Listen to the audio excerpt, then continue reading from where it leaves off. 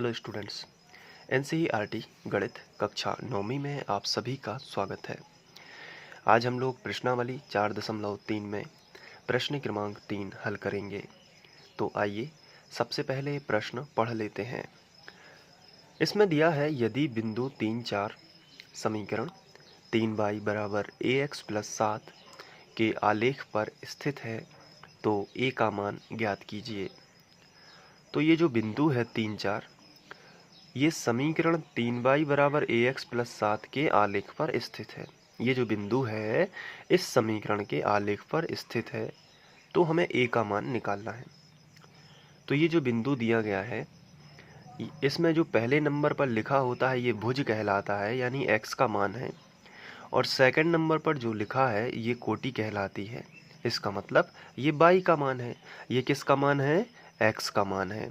और ये किसका मान है? y का मान। इस समीकरण में आप देखेंगे, इस समीकरण में भी हमें x और y लिखा हुआ है। तो अगर हम x का मान 3 और y का मान 4 इस समीकरण में रख देंगे तो हमें a का मान मिल जाएगा, क्योंकि ये जो बिंदु है इसी समीकरण के आलेख पर स्थित है। इसका मतलब है कि इसमें x और y के मान यहाँ पे रख देंगे तो a का मान मिलेगा। चलिए इसको हम देखते हैं कैसे करना है।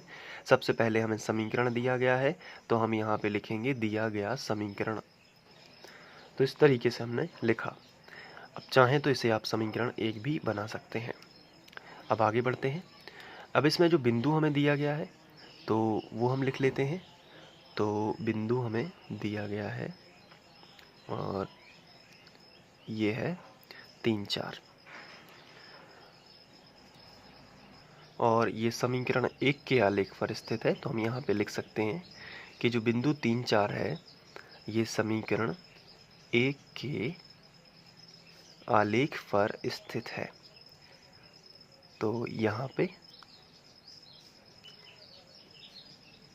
इस तरीके से आपको लिख देना है, स्थित है। तब x बराबर कितना होगा?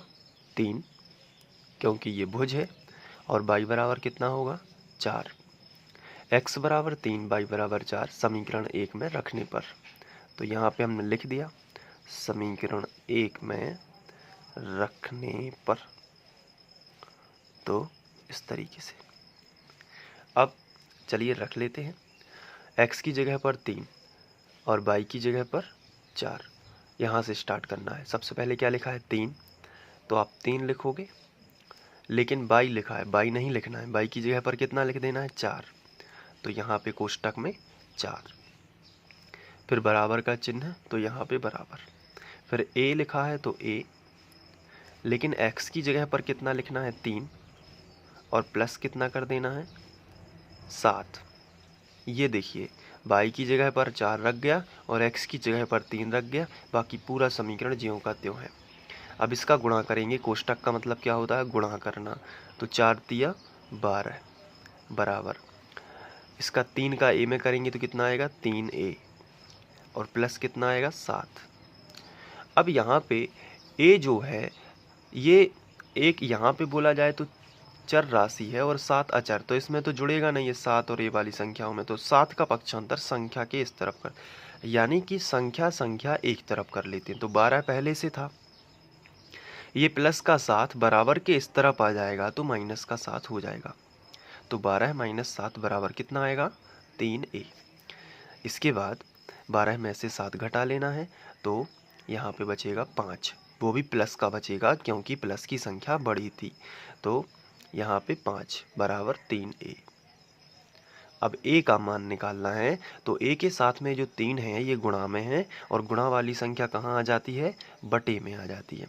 तो 5 पहले से लिखा था, लेकिन ये गुणा वाली संख्या है तो ये कहाँ आ जाएगी? बटे में। तो 5/3 बराबर कितना आएगा? a। तो जो a का अभीष्ट मान है वो 5/3 होगा। तो हम यहाँ पे लिख सकते हैं, अतः a का अभीष्ट मान 5/3 है।